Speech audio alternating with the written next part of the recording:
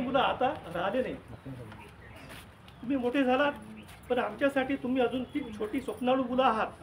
त्यांना थोडं थांबून प्रयोग करायला शिकवलं, पडल्यावर हात धरून उभं राहायला शिकवलं आणि जीवन जगायला शिकवलं. या स्नेह मेळाव्याचे खरे महत्त्व हेच आहे की तुम्ही पुन्हा एकदा या घरामध्ये आलात. शाळा इमारत नसते, ती नात्यांची शाळा असते, माणुसकीची पाठशाळा असते. आज पुन्हा भेटलोय म्हणून मन कशालाच लपवत नाही. डोळ्याच्या काठाशी पाणी दाटलंय अभिमानाचं आणि आनंदाचं. तुमचं यश म्हणजे आमचं समाधान, तुमचा आनंद म्हणजे आमची कमाई. आयुष्य किती मोठं झालं तरी या शाळेला कदापि विसरू नका, कारण या शाळेनं तुम्हाला तुमच्या आयुष्याला पंख दिलेत. शेवटी एकच वाक्य, तुम्ही परत आलात म्हणून आज पुन्हा वाटतं की आपली शाळा जिवंत आहे.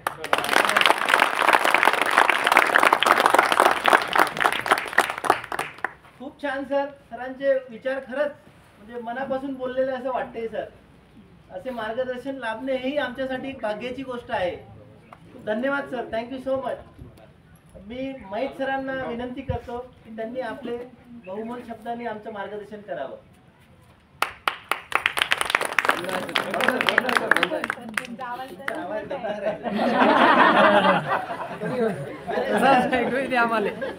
बंद आहे सर, बंद आहे.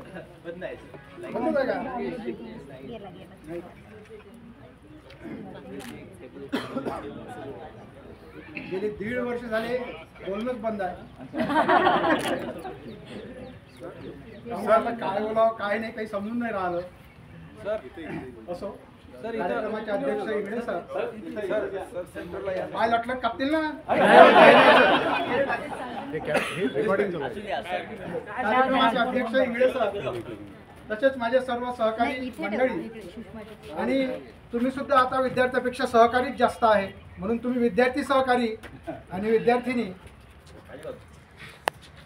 आपल्या या शाळेमधला हा पहिलाच कार्यक्रम आहे गेट टुगेदरचा. तसं म्हणजे हा एक गेट टुगेदर नाही, हा तुमचा एक मैत्रीचा उत्सव आहे.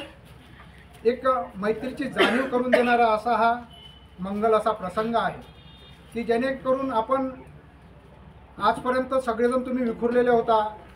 कोणी प्रत्येकजण आपापल्या क्षेत्रामध्ये आपापल्या कार्यक्षेत्रामध्ये कार्यरत झालेल्या मग्न असतात. सगळ्यांची लग्न झालेली आहेत, प्रत्येकजण आपापल्या संसारामध्ये गुंतलेला आहे. आणि अशा या रहाट गाडग्यामधून आपल्याला कुणाला भेटण्याकरता कधीच वेळच मिळत नाही. तुमचंच काय, आमचं सगळ्यांचंही तसंच आहे. परंतु असा हा जो कार्यक्रम असतो, या कार्यक्रमाच्या निमित्तानं आपण सगळे एकत्र येतो, एकमेकांना भेटतो, एकमेकांचं सुखदुःख जाणून घेतो आणि त्यातून तेवढाच आपल्याला एक विरंगुळा मिळतो. सुखदुःखाचे पक्षी आपल्या मनामध्ये उडतात त्यावेळेला, आणि हिंदोड्यावर आपलं मन उंच उंच उंच भरारी घेत असते. गत काळामध्ये आपण जात असतो. 27 वर्ष झालेले आहे. या 27 वर्षातल्या आठवणी आपल्या मनामध्ये येत असतात. आपली शाळा, आपले सहकारी, आपले शिक्षक, आपली मित्रमंडळी, आपण येथे हलवलेले दिवस, आपण केलेल्या खोड्या मस्ती, हे सगळं आपल्याला आठवत असते आणि मग आपलं मन भरून येते. आणि अशा या प्रसंगामुळे आपण एकमेकांशी जुळून राहतो. असे प्रसंग, असे कार्यक्रम नेहमीच हो आणि त्यातून आपण सर्वांनी एकमेकांच्या संपर्कात राहून एकमेकांच्या सुखदुःखामध्ये सहभागी होत राहो. आपण या ठिकाणी आलात, आमचा आदर सत्कार केला, मान सन्मान आम्हाला दिला, त्याबद्दल आपल्या सगळ्यांचे धन्यवाद, आपल्या सगळ्यांचे आभार. तुमच्यासोबतच्या घालवलेले दिवस, आठवणी ह्या तर पुष्कळ आहेत. म्हणजे कितीतरी दिवस त्या सांगितल्या तरी त्या संपणार नाही. पुन्हा आपण असे भेटत राहू हीच अपेक्षा करतो आणि तुम्हा सगळ्यांना मी शुभेच्छा देतो. तुमचं आयुष्य हे सुख समाधाचं समृद्धीचं जावो. सगळ्यांना तुम्हाला भरभरून शुभेच्छा. तुमचे संसार सुखाचे हो, तुम्हाला चांगलं यश मिळो जीवनामध्ये.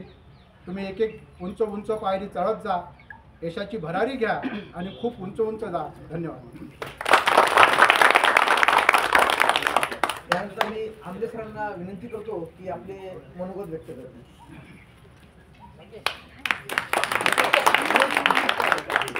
आदरणीय मंच, सचिन फिरोड, आजच्या कार्यक्रमाचे अध्यक्ष माननीय इंगळे सर, तसेच माझे सहकारी श्री अडव सर, मोहिन सर, आणि माझ्या धर्मपत्नी आमले मॅडम, तसेच विद्यार्थी मित्रांनो, आज हा जो काही माजी विद्यार्थी मेळावा किंवा स्नेहमिलन सोहळा हा जो आयोजित केला याबद्दल मला प्रथमतः तुम्हा सर्वांचं कौतुक करायचं आहे आणि मन टाळ्या होऊ द्या भरून मित्रांनो. आलं.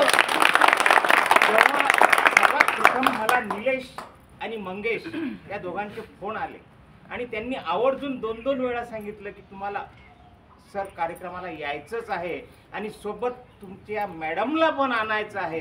हे त्यांची चिकाटी आणि जिद्द पाहून तेव्हा मन भरून आलं आणि खरोखर हा जीवनामधला माझ्या आयुष्यातला हा पहिला प्रसंग आहे की हा कार्यक्रम तुम्ही आयोजित केलेला आहे. आमचं कर्तव्यच होतं तुम्हाला अध्यापन करण्याचं, ते आम्ही केलं. परंतु त्या अध्यापनाचं मोल काय आहे, त्या अध्यापकाचं महत्त्व काय आहे हे पटवून देण्याचं कार्य जर खरं केलं असेल जीवनामध्ये तर प्रथमतः तुम्ही केलेलं आहे. त्याचं श्रेय हे तुम्हाला आहे. आणि खरोखर त्यामुळे तुमच्या या कार्यक्रमाबद्दल मला आत्मीयता होती आणि म्हणूनच मी अगत्याने या कार्यक्रमाला येण्याचं केलेलं आहे. तुम्ही या शाळेमध्ये प्रथमतः प्रवेश घेतला. शाळेमध्ये प्रवेश घेतल्यानंतर त्या शाळेबद्दल आत्मीयता आजही तुमच्या मनामध्ये आहे.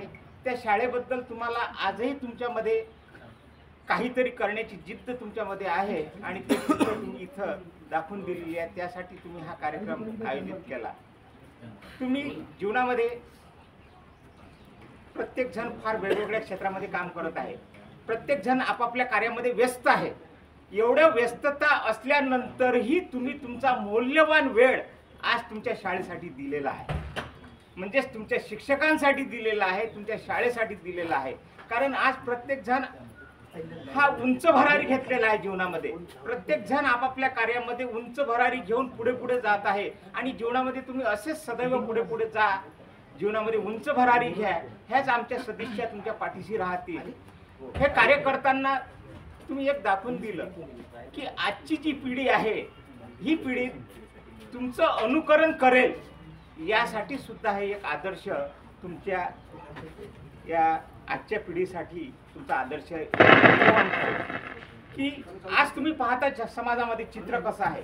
आज समाजाचं चित्र असं आहे की ते ज्याप्रमाणे तुम्ही पूर्वी या शिक्षकांचा आदर सत्कार करत होते, आम्ही तुम्हाला वेळोवेळी शिक्षा करत होतो, खाण्याला माहित आहे, पण त्या शिक्षेतही तुम्हाला प्रेम मिळत होतं. त्या शिक्षकेत बऱ्याचशा विद्यार्थ्यांनी इथं त्यांचे अनुभव शेअर केले की सरांनी शिक्षा केली, सरांनी मारलं, परंतु त्याच्यामधून तुम्ही घडले.